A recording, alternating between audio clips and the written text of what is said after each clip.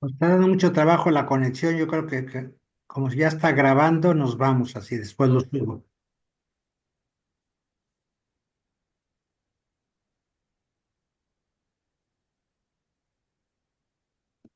Ricardo,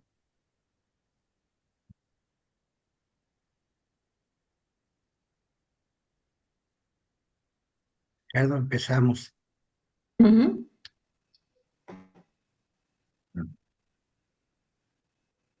Se Sí, oye mejor, por lo Sí, menos se oye.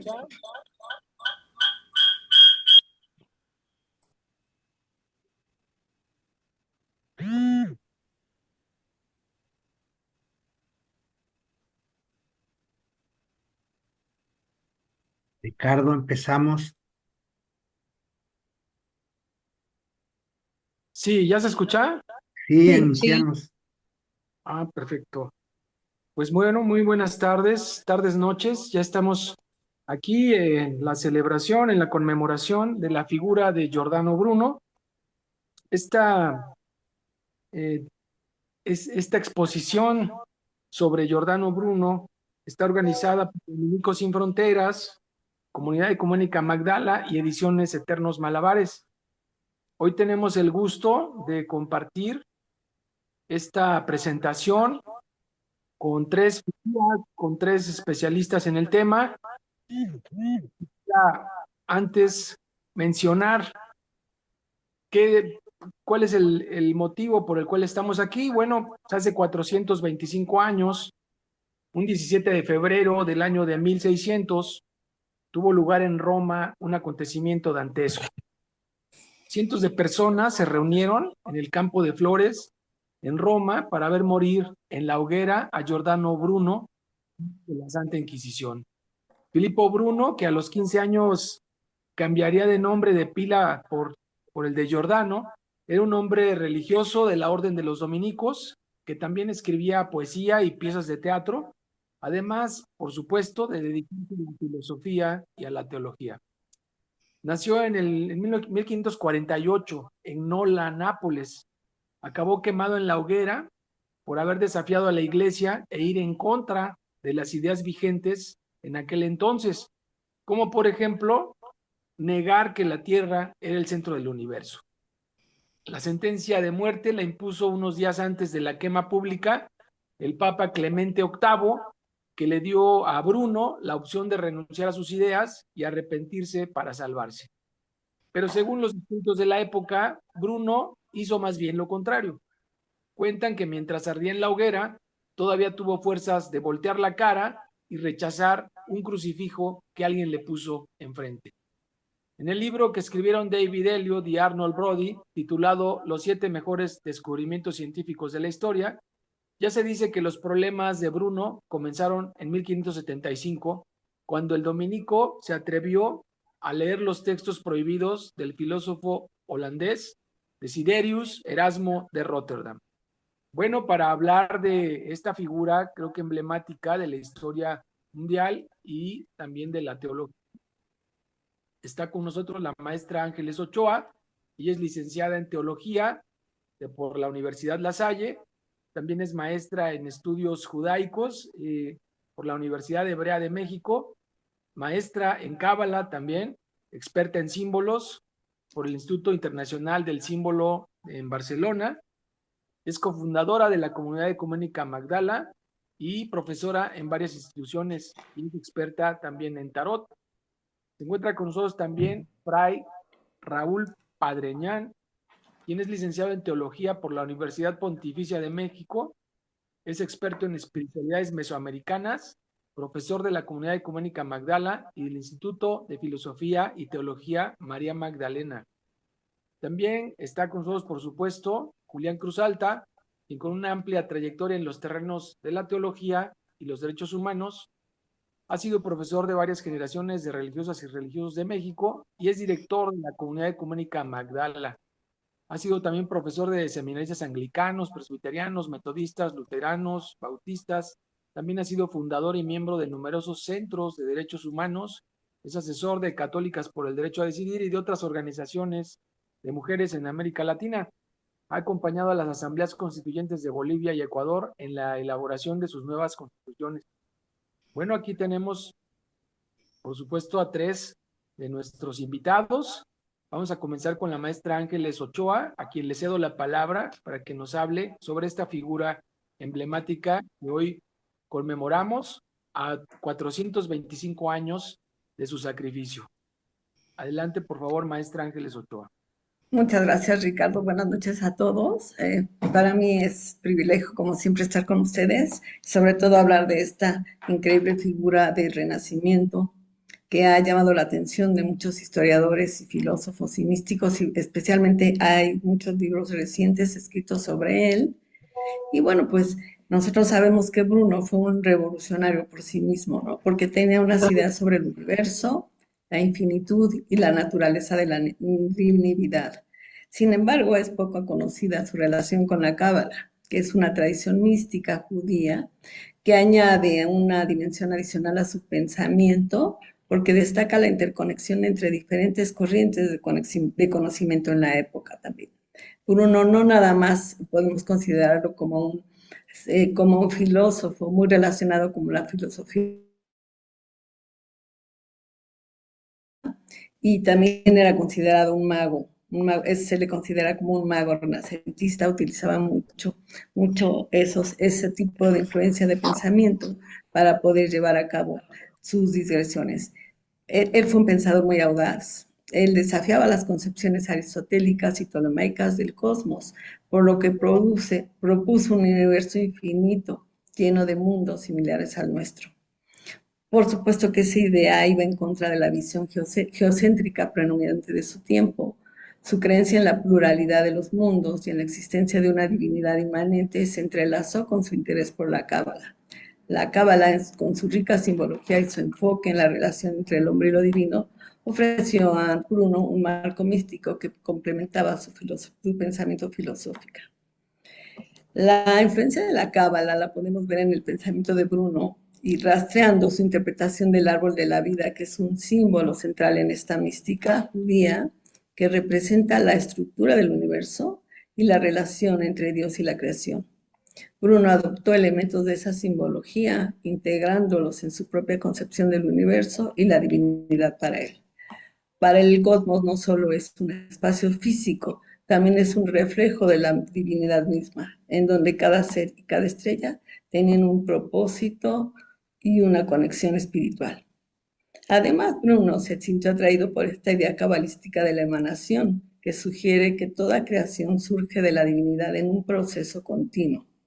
Esta noción resuena con su creencia en un universo dinámico en constante cambio, en donde la materia y el espíritu están interrelacionados. La Cábala proporcionó a Bruno una perspectiva que le permitió explorar la relación entre lo material y lo inmaterial, un tema que sería fundamental en sus escritos.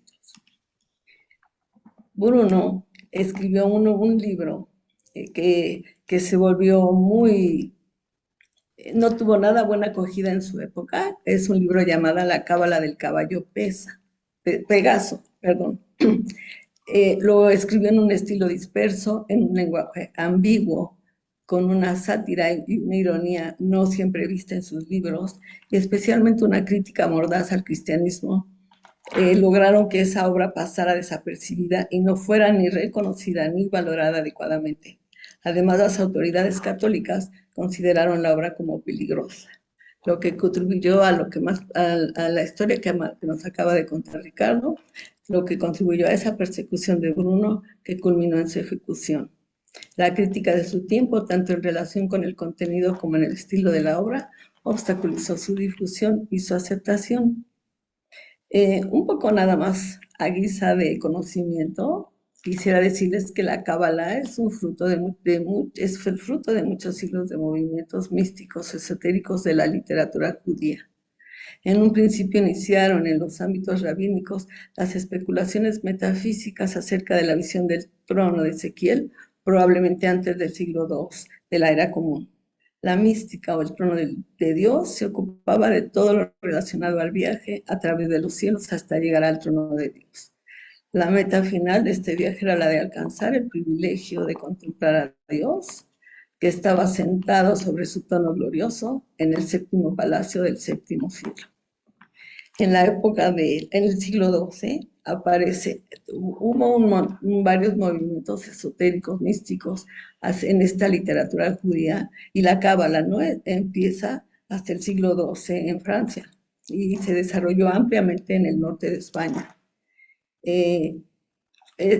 Nosotros sabemos que había tres tipos de cábalas en la época del Renacimiento. Esta cábala judía que desarrollada en Europa, pero también hubo un movimiento muy importante que se llama la cábala cristiana, que desarrolla dentro de la cultura europea con el descubrimiento del Zohar.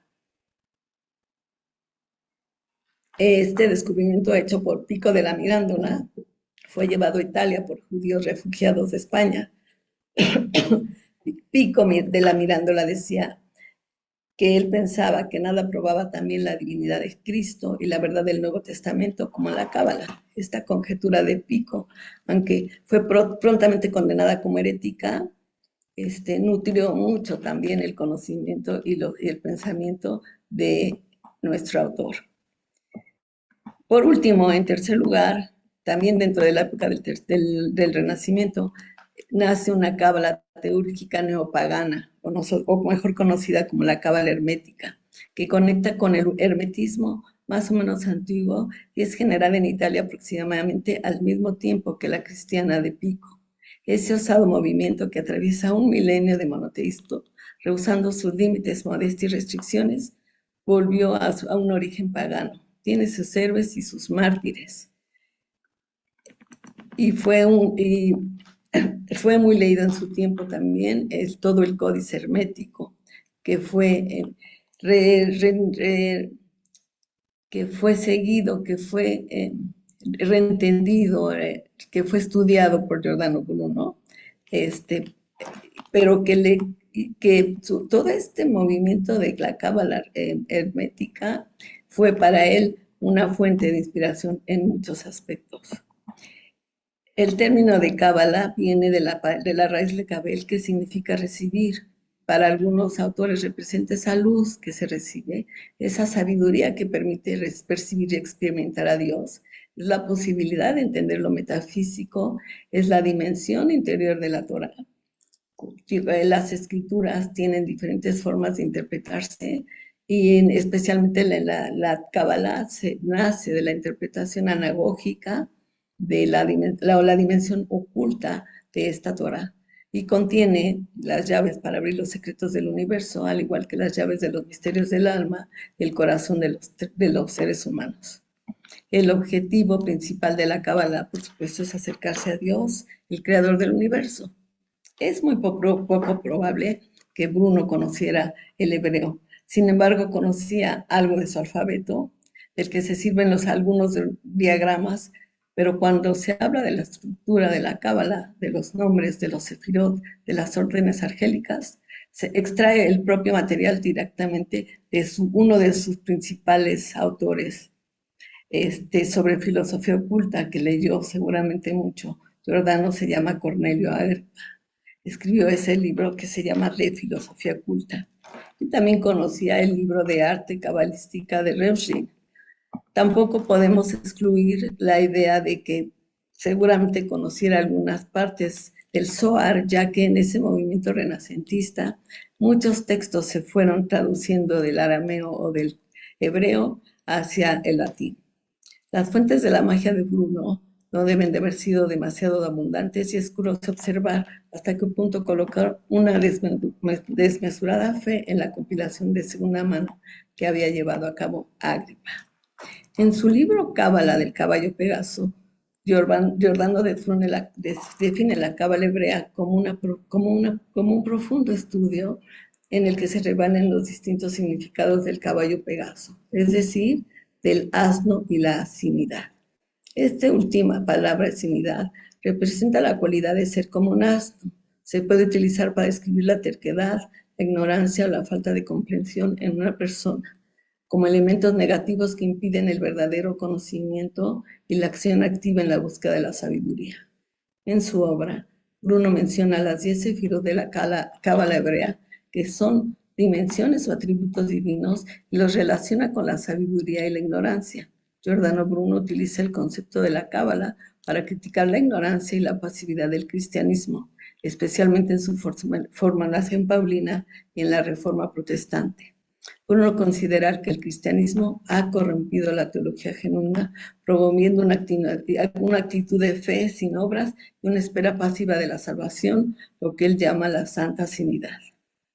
En cuanto a la cábala hermética, aunque Bruno no la menciona explícitamente en este texto,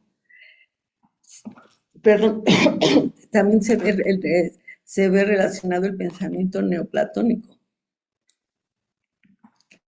Ambos buscan la sabiduría y la verdad a través de una interpretación esotérica y simbólica. Giordano Bruno utiliza varios términos cabalísticos en la cábala de Pegaso, especialmente especialmente los nombres de la Sefirot. Bruno menciona estos nombres de la Sefirot en su libro Keter, Jochma, Binah, Gesed, Geburah, Fortaleza, Tiferet, Netzach, Yesod, Malhut y Malhut, y son especialmente mencionados para hablar de todos esos atributos que vienen de Dios, pero que también que también con esa ley de la correspondencia vayas abajo, todo ese mundo que les acabo de mencionar también se encuentra haciendo un mapa de lo que es nuestra alma, ¿no? Entonces nosotros podemos ir viendo cómo también trabaja con el árbol de la vida, porque ese árbol de la vida representa la estructura del universo y las relaciones entre las sefirot. También menciona al ángel Metatron, un ángel en la cábala que es el príncipe de los rostros y el primero de los motores o almas en las esferas celestes. Este libro, Cábala del Caballo Pegaso, es una obra compleja y multifacética que, como ya les dije, además de criticar el cristianismo, otorga una importancia central en este tema del asno. Y esta figura del asno también le sirve para explorar conceptos de sabiduría, ignorancia y conocimiento en un contexto que combina la sátira con la reflexión filosófica. El asno representa un símbolo ambivalente. Por un lado, representa la ignorancia y la injusticia, especialmente en su crítica al cristianismo, y también ridiculiza la pasividad y la fe ciega, características que asocia a la santa sinidad. Por otro lado, el asno también simboliza la sabiduría y la paciencia, cualidades necesarias para la búsqueda del conocimiento verdadero. Este aspecto positivo del asno se encarga en el personaje de Oronio, quien a través de sus experiencias y transmigraciones adquiere sabiduría.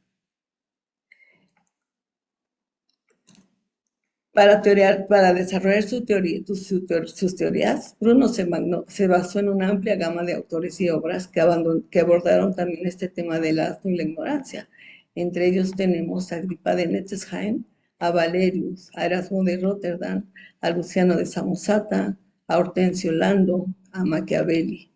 En conclusión, la cábala del caballo de Pegaso de Giordano Bruno es una obra con esa crítica mordaz y con esa profunda reflexión sobre la cábala y el simbolismo del asno, y es un libro que nos invita a la elevación espiritual y a la inspiración divina, vinculándose a través de la cábala y un conocimiento esotérico.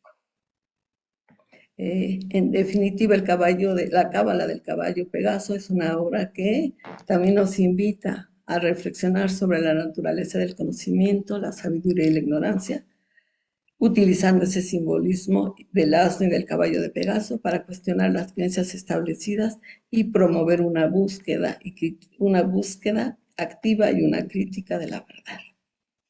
Bueno, pues esa es mi participación de hoy acerca de esa figura de Leonardo, de Giordano y todos los estudios. Sí sabíamos muchísimo acerca de su filosofía hermética, pero esta conjunción con la cábala nos da la idea de la capacidad que tenía Bruno para aprender nuevos saberes y saberlos utilizar para poder ampliar todo ese conocimiento que tenía. Bueno, pues muchas gracias. Muchas gracias, maestra Ángeles Ochoa, por brindarnos su conocimiento de esta figura, Giordano Bruno, que también estudia la figura del caballo Pegaso en la Cábala y también la figura del asno, que tiene que ver también con tópicos y con significados de la época, ¿no? Porque todo esto es símbolo, simbolismo y por supuesto que tiene que ver Simbólico. con lo que estudió Giordano, por supuesto. Entonces, bueno, vamos a cederle también el turno, la palabra a Raúl Padreñán, por favor, a Fray Raúl Padreñán, si nos hace favor, para escucharlo y compartirnos lo que nos va a brindar en esta oportunidad. Muchas gracias. Fray Raúl, por favor. Pues buenas noches a todos y a todas. Espero que no me está fallando el internet, pero si ya falla, pues a alguien que le entre el relevo. ¿Sí se me escucha? ¿Sí escucha? ¿Sí Sí, escucha? Sí. sí, Raúl. Sí, se Ah, escucha Sí, bien. escuchamos, sí.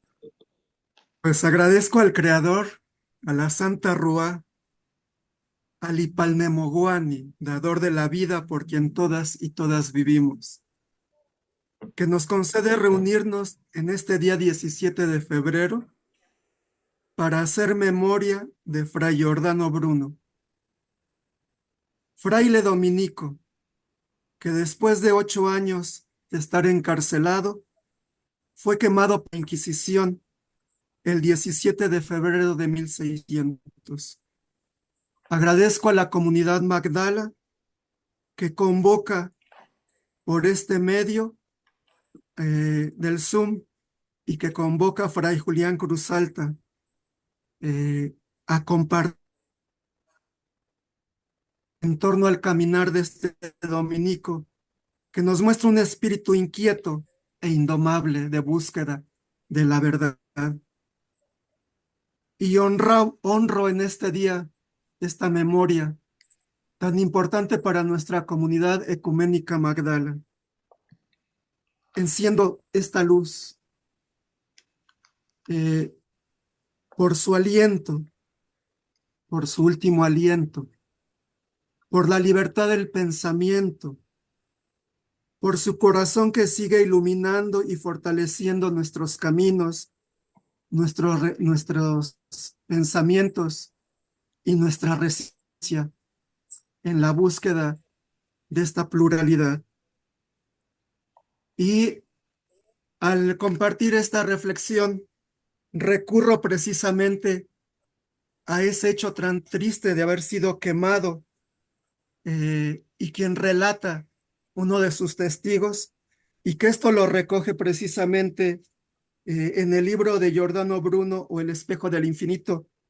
Eugen Drewermann, este alemán que escribe este libro también muy interesante y que al final precisamente el testigo dice que hacia las 2 de la madrugada se avisó a la congregación de que la mañana siguiente tendría efecto la ejecución de un pobre desgraciado.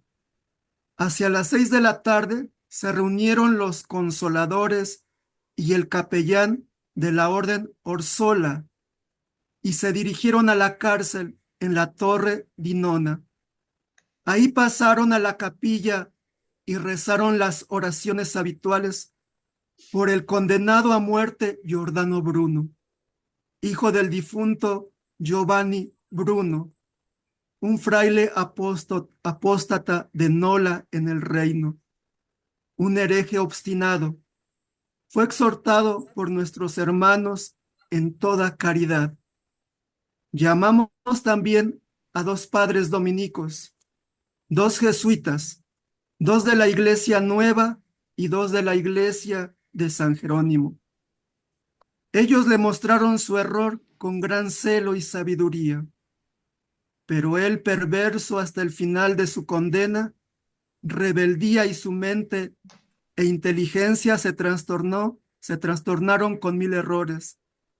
Ni siquiera cedió a su contumacia cuando los alguaciles lo condujeron al campo dei Fiori.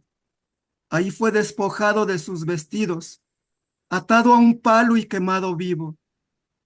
En todo ese tiempo estuvo acompañado por nuestra congregación, que constantemente cantaba las letanías, mientras que los consoladores intentaron hasta el último momento quebrantar su tenaz resistencia, hasta que acabó con su vida miserable y desgraciada.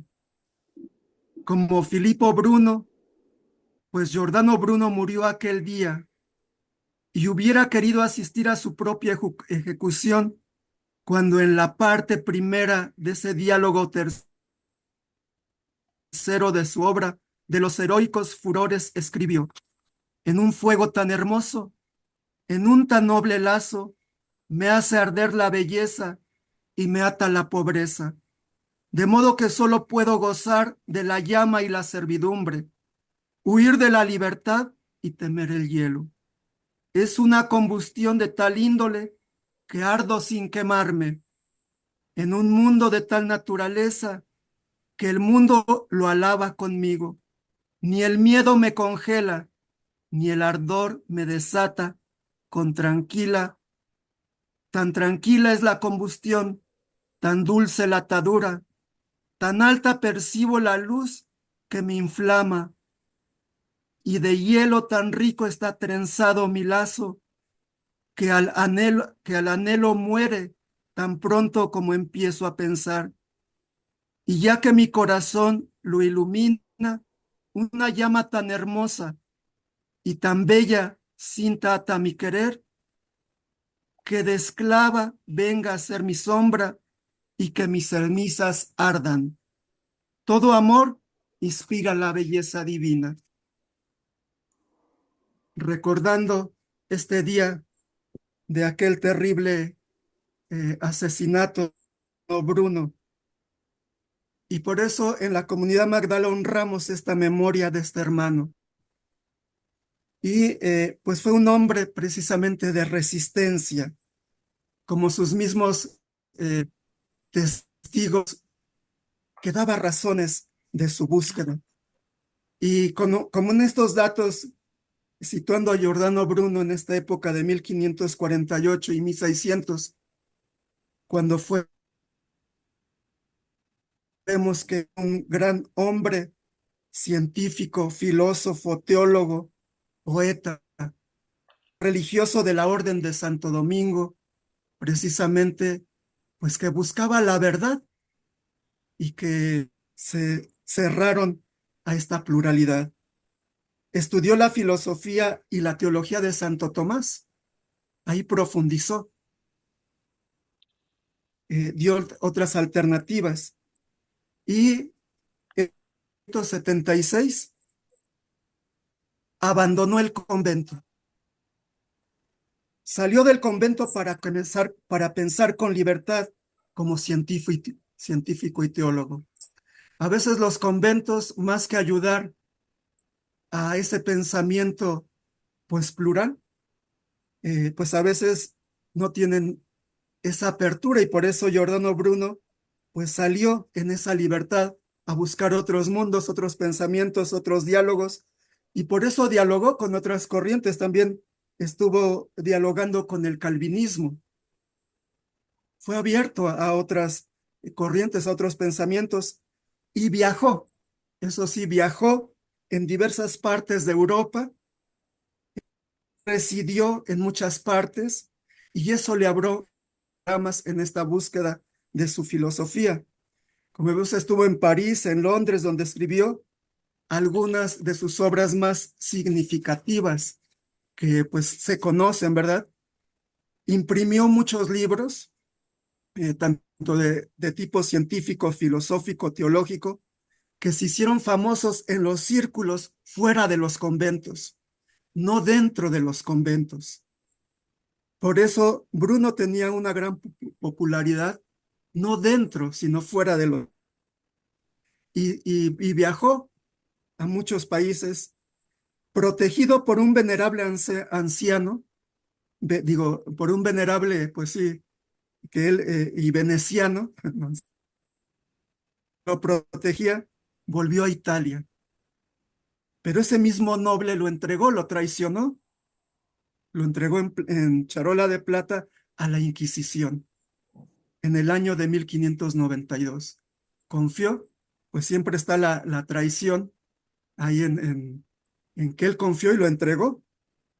Y tras un duro juicio regido por Roberto Belarmino, jesuita, obispo cardenal de la Inquisición, que hoy es santo, ¿verdad? Curiosamente hoy es santo, que se celebra el 17 de septiembre, y también deberían, por otro lado, pues la Iglesia de Roma reconoce a Belarmino como un santo, pero yo digo que la sociedad y la búsqueda científica también honra a Bruno como este santo de la ciencia y de los científicos, y lo condena por no quererse retractar. Fue condenado a muerte y quemado en la hoguera, como ya dijimos, y se repite en el Campio de Fiori el 17 de septiembre de 1600. Y entre muchas cosas que ya se han compartido, defendió la infinitud del universo. Concibió como un conjunto de seres que se oponen y se aplican mutuamente, a través de un proceso vital que se identifica con el todo divino. Entendió como causa inmanente del mundo. El mismo universo es por tanto sagrado, siendo a la vez uno y múltiple.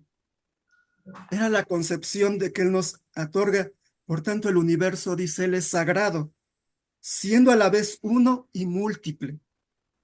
A su juicio, Dios ha de entenderse como una ley inmanente de la realidad que vincula y une en su diferencia todas las monadas del universo.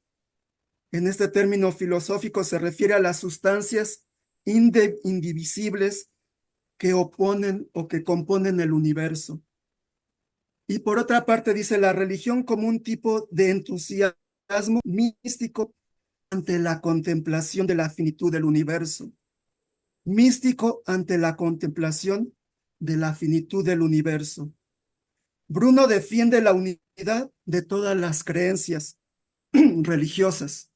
Por eso, pues muy acorde con lo que pensamos en Magdala, él defendía la unidad de todas las creencias religiosas, definiendo la unidad de todas las creencias religiosas vinculadas por la misma adoración cósmica. Habla de un alma divina, del mundo, pues prescribe todo el universo como un gran viviente. Él percibe ya el universo como un gran viviente, sagrado, que hoy sigue repercutiendo y me da esta luz para hablar hoy, por ejemplo, de todo lo que se ha escrito por la ecología y por la madre tierra que está viva. Con Dios como mente universal, en sentido aristotélico, y tiene esta visión de Dios, del mundo que vincule elementos de la alquimia y de la astrología, recurriendo precisamente, como ya nos decía Ángeles, al neoplatonismo y a otras corrientes que él va asumiendo en su reflexión. Su condena a muerte, pues sigue siendo uno de los acontecimientos más tristes de la historia del pensamiento cristiano. Y pues yo creo, pues que él abre esta puerta a cómo se reflexiona en la ciencia y en el mundo científico, pues no desde el fundamentalismo. Creo que hoy muchos, o bueno, desde mi experiencia, pues sí se teme al fundamentalismo, porque no hay razones, no dan argumentos de razón. Incluso se llega al fanatismo de la persecución y de la violencia, y eso es preocupante, ¿no? Fray Julián lo ha vivido, yo lo he vivido, yo creo que muchos aquí también hemos vivido esas eh, pues cerrazones en un fundamentalismo. Y esto tiene que ver eh, por el sistema a veces de estas religiones de creencias, sobre todo que se apoyan en textos religiosos, pero que no se abren precisamente a una hermenéutica. La hermenéutica aquí y la interpretación es muy importante, porque si no, se cae en este fundamentalismo y la materializar precisamente este misterio divino, tangible, y también ahoga los valores tradicionales por la exaltación de un patriotismo, fuerte componente a veces unido con la política, y tienen una visión negativa del mundo, eh, totalmente fuera de lo que concebía Bruno, ¿no? Como el universo sagrado y este universo vivo.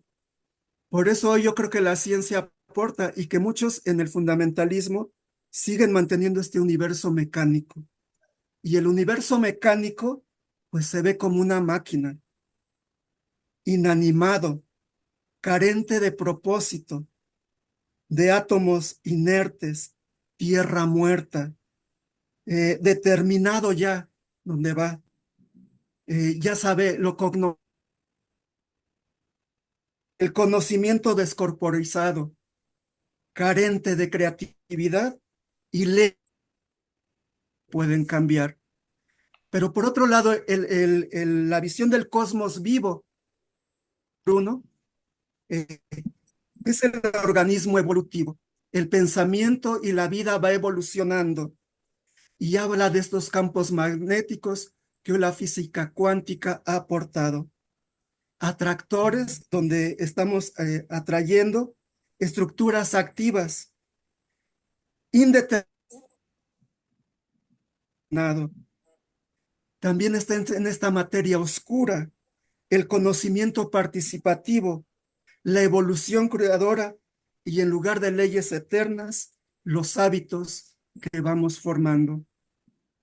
Y por eso, pues habla precisamente de esta búsqueda ya evangélicamente y desde la perspectiva del cristianismo, no podemos apagar este espíritu que sopla donde quiere, con esta resistencia y este espíritu indomable, como le dijeron a Bruno, de la sorpresa. Porque el espíritu tiene que ser esa sorpresa. Y esto es lo que el espíritu brinda. El espíritu que fluye a través de todas las religiones, de todas las culturas y de todos nosotros y nosotras. No se le controla fácilmente. Al espíritu no se le controla fácilmente, aunque a veces se quiera controlar. Un despertador del espíritu. Este despertar del espíritu es algo a lo que la burocracia eclesiástica siempre le ha tenido miedo. Y creo que este renacimiento concierne a todos y a todas. Y esto de Bruno, pues bueno, el mismo Jesús, el Maestro Jesús sufrió ese dogmatismo, esa persecución, esa violencia hasta la muerte. Y no es de hoy de Giordano Bruno. ¿Cuántos teólogos y teólogas han sido perseguidos, silenciados, perseguidos? En el siglo XXI, más con Juan Pablo II y Ratzinger, fue terrible. Hoy con el Papa Francisco, pues se ha mediado, pero de todos modos se ha sembrado en unos sectores de la iglesia esta cerrazón y este fundamentalismo. Por eso la apelación desde el Espíritu, desde el Nuevo Testamento da origen para renombrar al Espíritu, al abogado, el defensor del acusado en un juicio de muerte, y este fue el juicio de Bruno. Y por extensión, quien lo reintegra a la vida plena de la comunidad. Aunque la jerarquía juzgó a Bruno, el espíritu es el defensor y el juicio en la muerte. Y por eso lo reintegra a la vida de la comunidad y a su pensamiento, como dice el Evangelio de San Juan 14, 16, 17, que sometió a juicio al mundo, poniendo en evidencia su iniquidad y corrupción. Y el Espíritu por eso pone en evidencia esta iniquidad y corrupción que debe reconocer esta jerarquía que se equivocó y que el Espíritu ha juzgado a nuestro hermano Bruno. Por eso la iglesia hoy sigue manipulando una idea de Dios que mantiene en la edad infantil a millones de seres bajo el pretexto de redención en el más allá. Una religión que bendice al cacique, que justifica la intolerancia y que argumenta con razones, no argumenta con razones, sino que argumenta con la voluntad y la obediencia. Por eso honramos esta memoria de este hermano y es triste pues este acontecimiento y que sigue sucediendo. Y termino con dos frases. Hace mucho murió Bill Jagger y en el juicio que le hacían, porque también fue condenado y perseguido, cuando le preguntan cuál era su reacción ante la condena ante Roma, y que él renombra y dice, en mí no anida ni un enfado ni agresividad contra la autoridad de la fe en Roma, que sigue, es la congregación de la fe. Únicamente me apena saber que tantas personas están desconcertadas por ella hoy. Es algo que perjudica a la iglesia y en verdad me avergüenzo de que algo así sea posible en este siglo XXI. Me avergüenzo de la institución eclesial que quiere imponerme a mí y a los demás una comprensión ingenua de la fe. Sobre todo me avergüenzo ante mis amigos budistas e hinduistas que no pueden comprender el sentido de esta prohibición. Ellos no conocen algo parecido a una congregación de la fe o doctrina de la fe en un catecismo. En unas tradiciones espirituales se trata de seguir a los fundadores, no se trata de seguir a los fundadores de la religión en su camino espiritual, sino de ayudar a las personas a ser libres. Estoy convencido de que es precisamente esto lo que podemos aprender de las religiones orientales.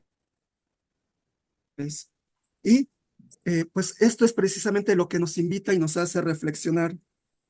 Y precisamente en este contexto que Fray Julián ya nos ha pues compartido mucho de la teología feminista que hoy aporta en este abrirse, en este reflexionar, pues precisamente la teología feminista se importa mucho en esta realidad actual, lo cual permite dar pasos para el mundo de hoy, no en una teología y en un pensamiento hermético.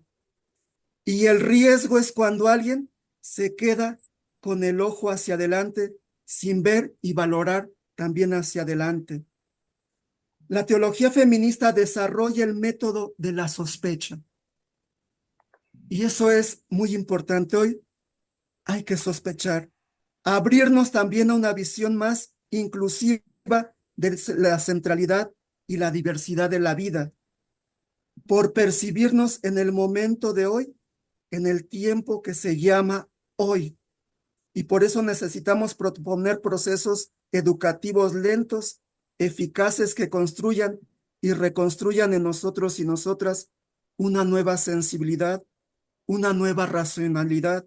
Necesitamos darnos las manos para vencer los miedos, que aunque sepamos que ellos son parte de nuestra fragilidad, continuamos la vida, sentimos la vida, pensamos la vida, creer en la vida, amar la vida, dándonos la mano, entrelazándonos y buscando siempre lo nuevo. Pues esto es lo que a mí me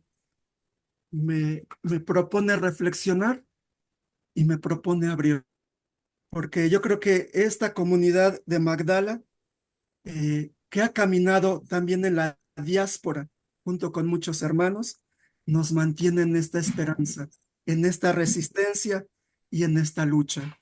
Y termino con este pensamiento, como dijera Bruno y el hermano Vilgis Jagger, no importa cuán oscura sea la noche, Espero el alba, y aquellos que viven en el día esperan la noche. Por tanto, regocíjate y mantente íntegro, si puedes, y devuelve amor por amor. Lo que dijo Giordano Bruno. Gracias. Uy, muchas gracias a Fray Raúl Padreñán por su intervención. Le agradecemos mucho toda esta serie de aspectos biográficos que nos permiten entender formación, la formación de Giordano Bruno.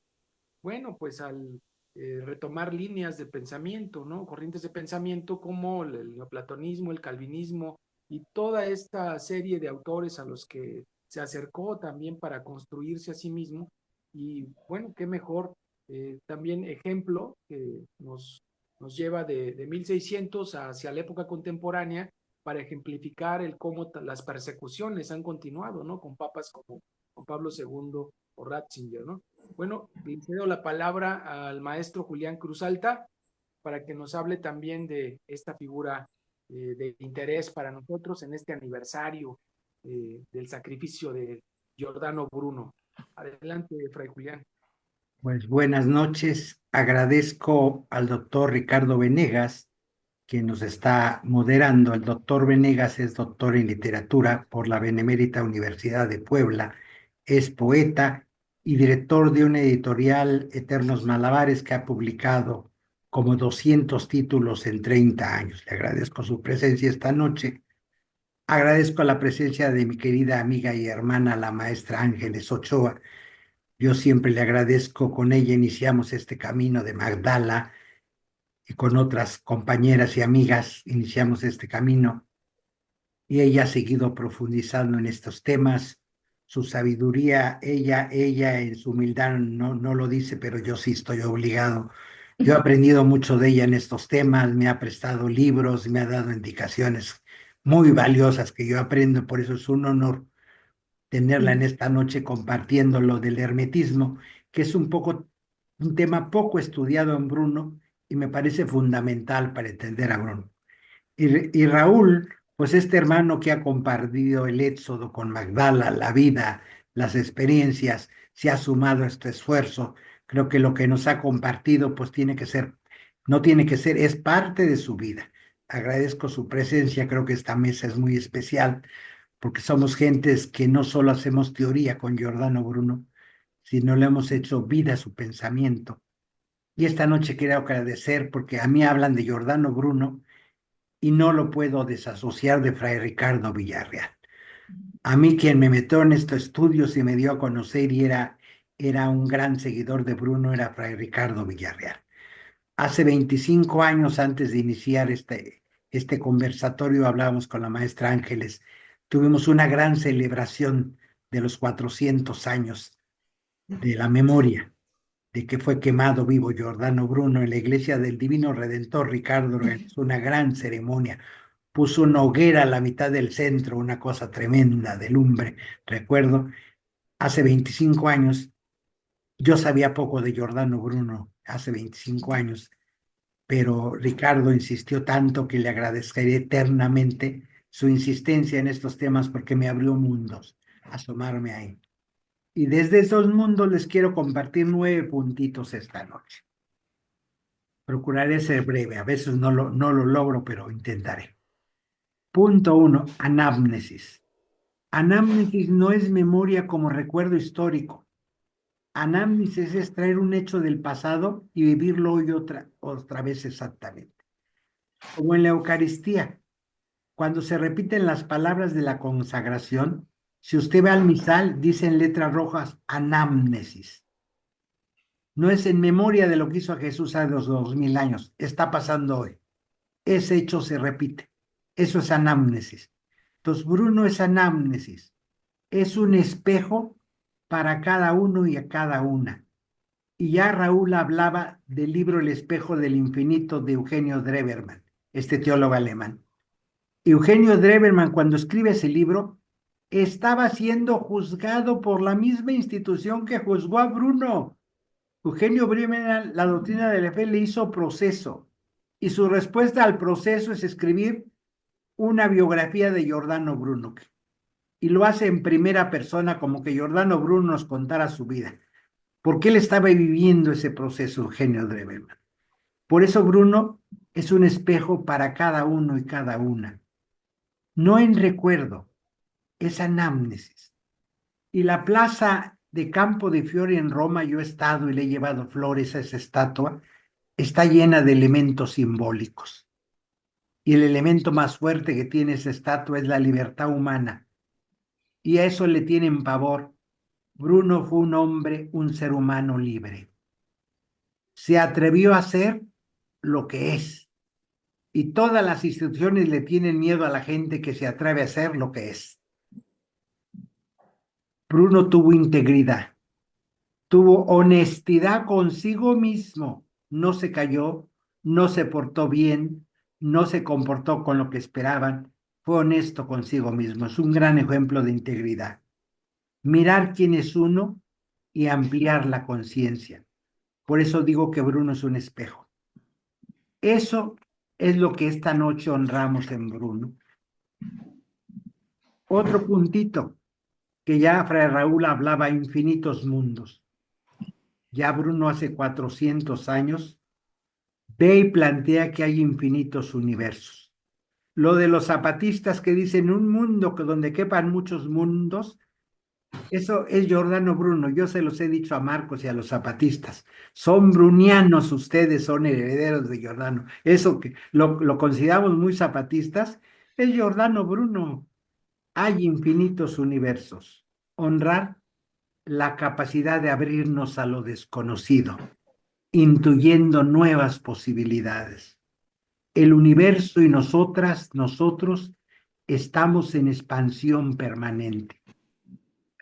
Por eso Bruno es un gran amigo y un gran mentor. Tiene capacidad de ver lo que viene. Bruno fue un profeta, no solo adivino, no adivinó, vio lo que otros no miraban. El aporte de Bruno son semillas para el conocimiento, para los aportes del mundo de hoy. Bruno era un ser incluyente. En su época no se hablaba de inclusión. Él lo vivió y lo pagó con su propia vida. No todo está dicho. Hay muchas cosas por decir. Bruno quiere vivir, este soy yo. Esto es lo que yo quiero. Esto es a lo que yo le apuesto.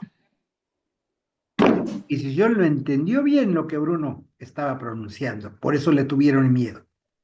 Y se lo dijo al inquisidor cuando le leyó la sentencia. Usted está temblando más que yo y la historia nos va a juzgar a usted y a mí. Y la historia hizo lo que tenía que hacer. El inquisidor acabó de santo en un altar y Bruno acabó de hereje abriendo conciencias y ampliando conciencias hasta el día de hoy. En un mundo homogéneo hay que marcar nuestra propia experiencia. Y habría mucho que decir, yo solo voy insinuando puntitos. Estos infinitos mundos. Un tercer puntito donde hay que trabajar. Los seres humanos somos seres plenos. Para Bruno, el universo es un ser vivo, todo pleno de posibilidades, de expansión y de impacto. Era un hombre libre y creativo que traía nuevas soluciones, porque trae conciencia, conocimiento, episteme. Bruno es un gran profesor de epistemología. Abrirte a la ciencia y al conocimiento, no al pensamiento único. Las instituciones quieren pensamiento único, aún en teología, una sola escuela teológica, una sola teología feminista, una. Y Bruno era de expandir la conciencia. Hay que buscar modos que nos permitan vivir con menos dolor. La capacidad de ver lo que no está tan cerca. De esto es la memoria de Bruno, de esa capacidad. Un cuarto puntito que quiero señalar. El crecimiento en la vida práctica es posible gracias a esa búsqueda, esa curiosidad por lo humano, Es un don divino que no hay que quitarnos la curiosidad, la búsqueda. Hay que ser terco y terca. Otro dominico, Fray Gustavo Gutiérrez, decía, recientemente fallecido, a Jesús le faltó una bienaventuranza. Bienaventurados los tercos y las tercas, porque de ellos será el reino de los cielos. Pues Bruno era de estos y Bruno lo ve como un don de Dios la terquedad, esta curiosidad de buscar. Bruno es un gran defensor de las posibilidades del ser humano, la importancia de vivir con pasión. Hoy ya no se nos quema en hogueras físicas, hoy se quema en la televisión, en las redes sociales, hoy te queman tu fama. Si no, pregúntenle a Raúl, que de eso sabe mucho. En difamaciones en los medios, eso también es quemar. Se sigue quemando a Giordano Bruno, a quien se atreve a no al pensamiento único. Pero yo les invito, vale la pena. Giordano Bruno se atrevió, por eso es un gran maestro. Vale la pena atreverse, no le tengan tanto miedo a que te quemen. Uno sale vivo y resucita de las hogueras. Giordano está tan vivo, tiene futuro su pensamiento. 425 años hacemos hoy memoria de que fue quemado. Está vigente su mirada, su manera de entender. Hoy vivimos con demasiado miedo, falta de seguridad en las posibilidades humanas. Hay que trabajar, diría Bruno, en la dignidad personal. Hay que tener una integración incluyente. Bruno también es espejo de las posibilidades que todos y todas tenemos. Es un espejo en que tenemos que mirarnos. Por eso es importante su memoria. Matar año con año, hacemos memoria en esta fecha. Porque Bruno sigue siendo vigente y un espejo en el que tenemos que mirarnos. Un quinto puntito. Bruno es más italiano que europeo. En la tendencia actual de Europa sobre los nacionalismos, una vez más Bruno se adelantó a su tiempo. Él era más europeo que italiano. No había la comunidad europea, por supuesto, pero él ya se pensaba en esa mirada más global que el nacionalismo. Bruno era emocionado de los viajes. Y vaya que estuvo que andar viajando toda su vida. Uno se pregunta a qué horas escribía, no tenía archivos, no tenía bibliotecas, porque vivía huyendo de una ciudad a otra por la Inquisición, huyendo de la Inquisición. Al final lo toma la Inquisición de Venecia y se lo pelea la Inquisición romana. Venecia no lo quiere entregar porque dice ustedes lo van a matar. Entonces la Inquisición romana amenaza a la ciudad de Venecia, acuérdense que era otro reinado, tenía su autoridad Venecia propia, que van a ir los ejércitos de Roma a irlo a traer si no lo entrega a Venecia. Y es bajo esa amenaza que Venecia, la Inquisición de Venecia, lo entrega a la de Roma. Aún en las Inquisiciones había diferencias. No lo querían entregar porque decía, ustedes lo van a matar, cosa que sucedió. A él le encantaba mucho el viaje de Colón a América, estaba al pendiente de todo esto, porque era emocionado del infinito.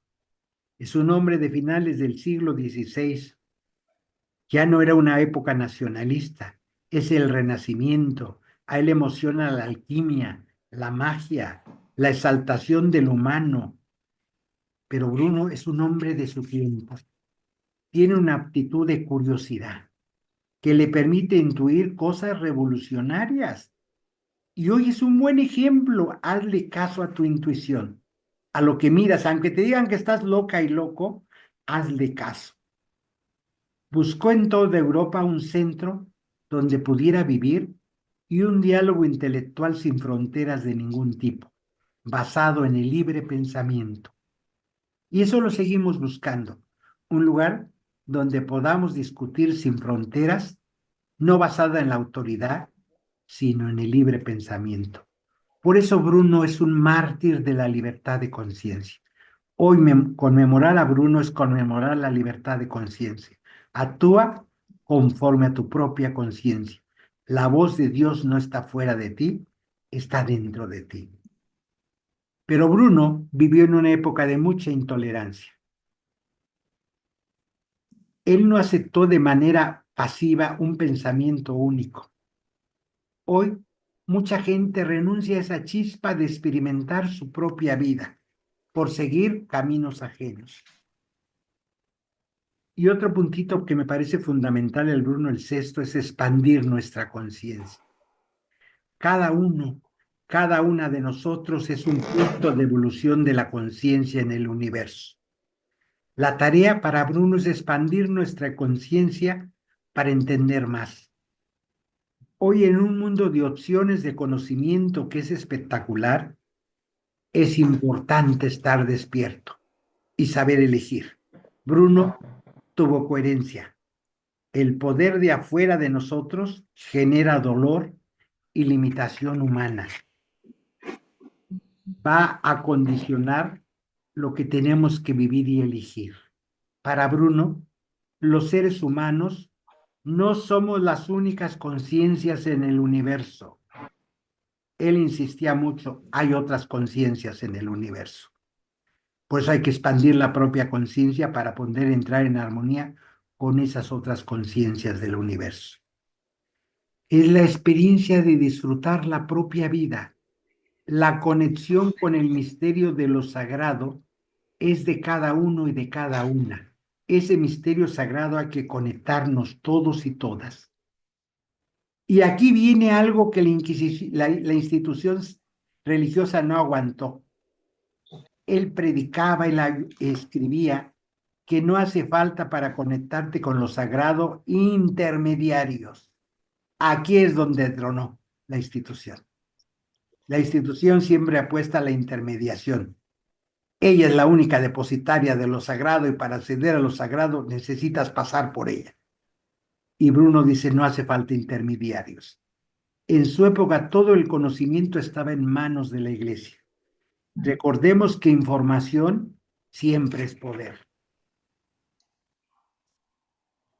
Diría Bruno, no tengas miedo. No se trata de nada afuera. Tú tienes la libertad de conectarte en todo sin intermediarios. Y un séptimo puntito que me parece que hay que honrar en Bruno, vivir con valentía.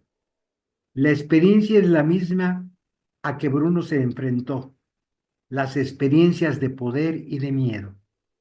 Cuando hay poder, cuando hay que poner límites a la inconsciencia, diría Bruno, hay que hacerlo con fuerza, no hay que callarse.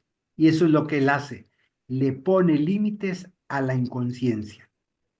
Hay que recuperar el sentido del poder interno.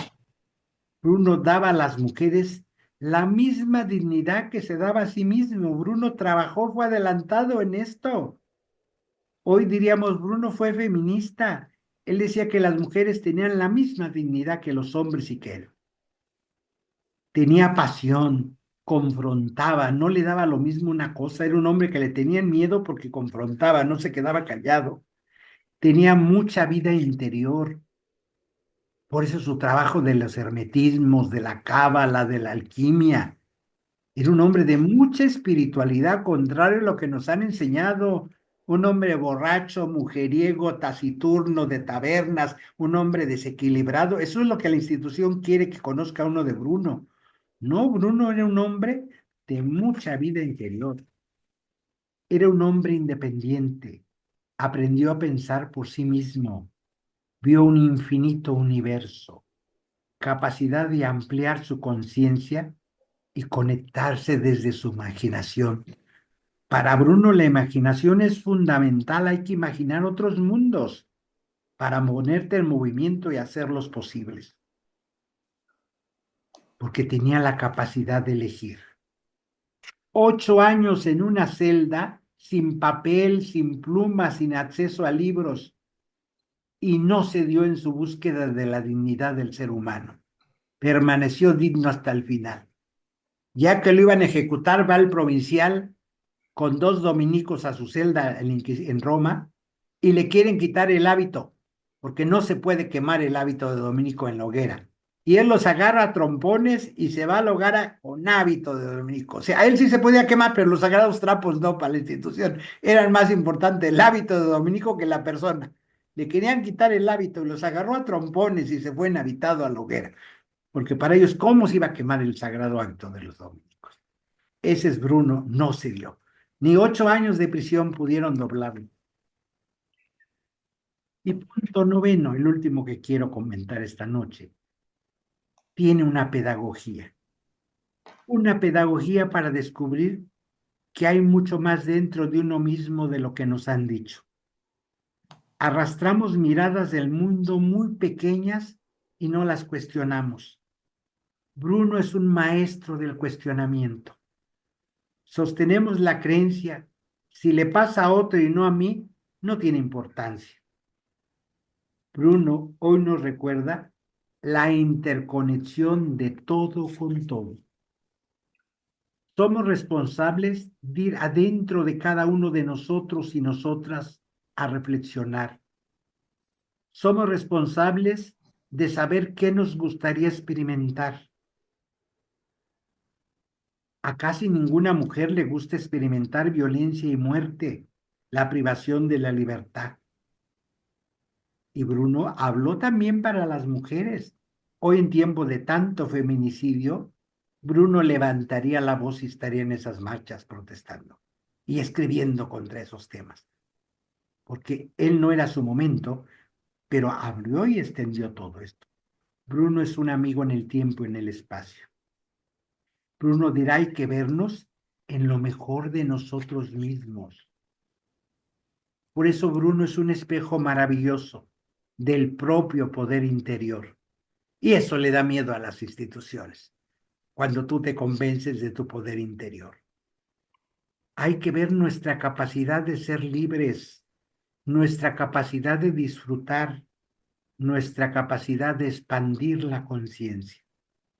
En Bruno aplaudimos esa parte interna de nosotros y nosotras, capaz de vivir cambiando las creencias que generan violencia, comparando, juzgando, practicando una vida sin violencia. Apropiarnos de nuestra propia dignidad, de nuestro autorrespeto, no competir. Hoy que se nos educa para la competencia, Bruno educó no competir. Bruno es un abridor de mapas, diríamos hoy. Es un inspirador a pensar de una manera libre. Porque como pensamos el mundo es como lo vivimos. Por eso es tan importante cómo miras, cómo piensas el mundo, cómo reflexionas. Esto implica hacer siempre mapas internos. Bruno nos invita a hacer de nuestra vida una experiencia de gozo, de abundancia, de amor. Bruno enseñaba que si el universo es infinito, hay infinitud de sistemas solares e infinitos planetas. Y decía Bruno, en algunos habrá conciencia. No estamos solos en el universo. Y otra cosa tremenda de Bruno decía, y esos sistemas tendrán su propio Cristo.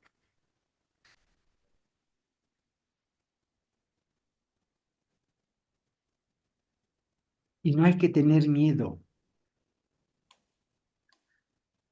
Y esto explica el miedo que aún el día de hoy le tiene la institución religiosa. En el año 2000, cuando se conmemoraron los 400 años de que fue quemado vivo, varias organizaciones le pidieron al Papa Juan Pablo II la reivindicación de Giordano Bruno.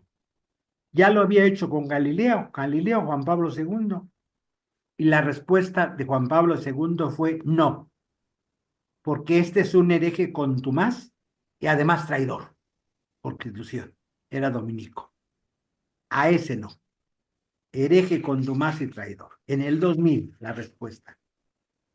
Y por eso Bruno sigue caminando por los universos, abriendo conciencia, está más vivo que nunca para el futuro. Creo que es un personaje que 425 años de que fue quemado no ha pasado a la ignorancia. Hasta en México tenemos una plaza Giordano Bruno, en la colonia Juárez, en la calle de Roma con la calle de Londres. Ahí está una estatua de Giordano Bruno y el próximo sábado a las 11 de la mañana habrá un homenaje en memoria de Giordano Bruno. Hay una asociación que reivindica la figura de Giordano Bruno en México, y ellos año tras año hacen un homenaje en esa plaza y son los que se movieron para colocar la estatua de Giordano en esa plaza. Quien esté en México y pueda, próximo sábado, 11 de la mañana, Plaza Giordano Bruno, porque este hombre vale la pena ser recordado como anamnesis, como espejo. No es el pasado, es hoy, es contigo, es conmigo, nos abre la conciencia todavía. No es estudiar historia, es algo vivo, algo tangente. Pues muchas gracias, queridos hermanos y hermanas, de reunirnos esta noche para desde el corazón, desde la inteligencia, recordar a este hermano nuestro. Muchísimas gracias, Gracias. Julián Cruz Alta, por su intervención. Queremos preguntar si hay alguna pregunta, queremos saber si hay alguna pregunta por parte de los demás participantes, si quieran plantear algo, participar en adelante. Bueno, yo me siento congratulada de haber podido estar hoy, porque sí, Julián siempre ha manejado como una hermosa bandera de libertad la figura de Giordano, y yo la pasé a mis hijos. Entonces, me da mucho gusto estar hoy aquí, aprender de los demás compañeros, del maestro Raúl, de Ángeles, que también, cuánta luz nos dan en todo esto. Y quiero compartirles algo que me tiene muy, muy contenta también, porque mi hijo es biólogo, mi hijo mayor es biólogo y se dedica al estudio de los murciélagos. Y es muy mal visto en la comunidad científica también. Él trabaja aquí en la universidad. Y cuando le dije, uy, cuando...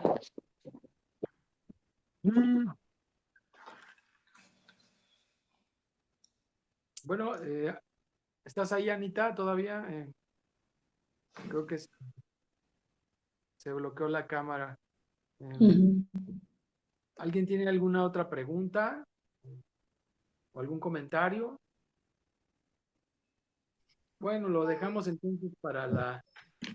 Sí, yo quisiera nada más, sí, agradecer de nuevo que Julián nos comparta con tanta pasión a Giordano Bruno. Yo también, gracias a Julián, lo conocí, y, y yo le he dicho a Julián que él es el Giordano Bruno del año 2000. Así es que gracias, Julián, y gracias por ser un ejemplo vivo de Giordano. Magnífico. Sí.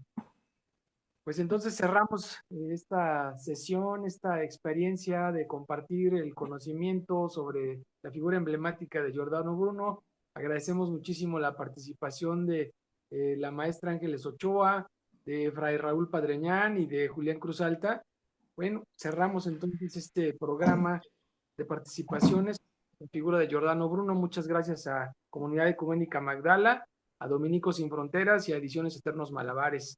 Que tengan excelente noche y seguimos por aquí en algún otro programa compartiendo el conocimiento y las figuras emblemáticas que le han dado sentido a la vida y a la historia del ser humano sobre este planeta. Muchísimas gracias. Gracias. Buenas noches.